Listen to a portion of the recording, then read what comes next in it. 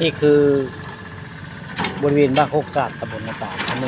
มนี้ก็คือห้วยนาตาลได้นี่ห้วยนาตาลมีการลอกห้วยเก่าให้มันลึกกว่าเก่าห้วยนาตาลแหละบ้านโคกสาดตำบลนาตาลแหละนี่ก็คือสะพานบ้านโคกสาดตำบลนี้มีการลอกห้วยยังไงมอง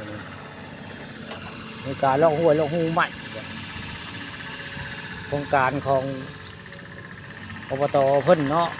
ของประมาณของโครงการลอกห้วยให้เลือกกว่าเก่าแล้วก็เหตุทาง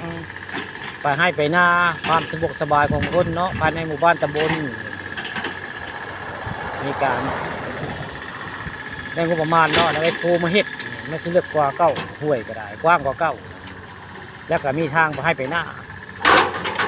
เอาห้วยเป็นทางก็ทางเป็นห้วยง่ายๆได้แต่ห้วยได้ทางได้บ้านนี้บ้านหกสา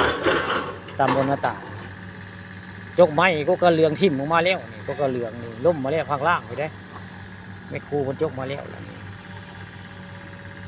นี่ก็คือบริเวณของให้นาบ้านหกสาตำบลนาตาลอำเภอเต่างอยมีการลอกห้วยลงห้วยนาตาลตำบลนาตาลเส้นทางนี่คือไปพาเด่นได้ไปทางนี้คือไปพญา